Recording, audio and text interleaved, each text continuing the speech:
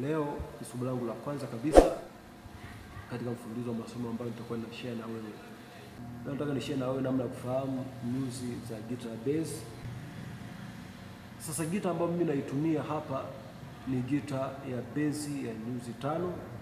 Huu ni nyuzi wa kwanza, huu wa pili, huu wa tatu, huu wa 4 na huu ni wa 5. Huu ni wa kwanza, huu ni wa pili, huu ni wa tatu, hiyo hapo, huu ni wa 4 na huu ni wa 5. Sasa hizi nyuzi zina majina yake. Hizi nyuzi zina majina yake. Uzi wa kwanza kabisa huu wa chini,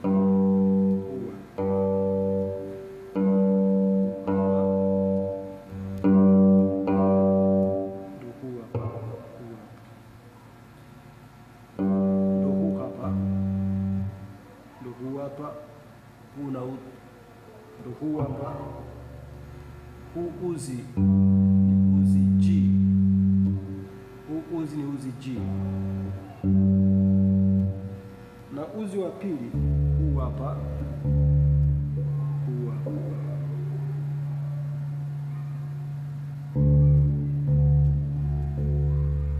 Huu ni uzi D.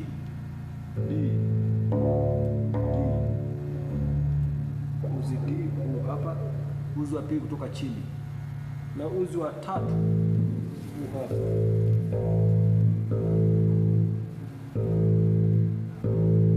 Huu ni uzi A. Huu ni uzi A. Huu wa tatu huu hapa. Uzi wa 4 au wa pili kutoka juu, uzi wa 4, huu ni uzi E. Huu ni uzi E, huu hapa. Na uzi wa juu huu hapa, uzi huu wa juu. Kwa hiyo G, B, hiyo hapo, A, D, E,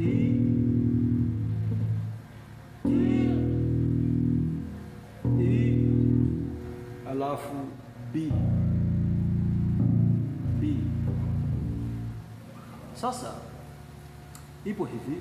Sasa kwa kuwa huu ni uzi G, ukipiga chumba cha kwanza hapa, huu wa chini, unakuwa umepiga G sharp.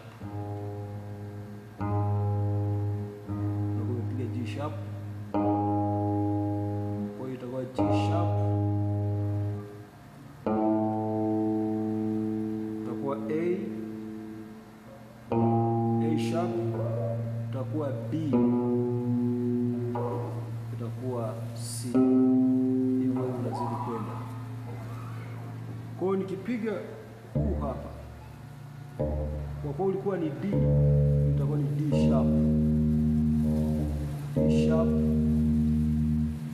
utakuwa E, itakuwa ni F, F sharp, unazidi kwenda. Na huu wa tatu, kwa sababu ulikuwa ni waya A, kwa hiyo nikishika hapa itakuwa ni A sharp, itakuwa ni B na itakuwa ni C. Naona hii hapa, kwa sababu ilikuwa ni waya E huu hapa, kwa hiyo nikishika hapa inakuwa ni F, F sharp, G na kuendelea. Kwa sababu huu ulikuwa ni B, nikishika hapa itakuwa ni C, C sharp, D, D sharp. Asante kwa kuendelea kunifuatilia. Fanyia mazoezi namna ya kujua, nikutakia kila la heri na uendelee kunifuatilia katika masomo.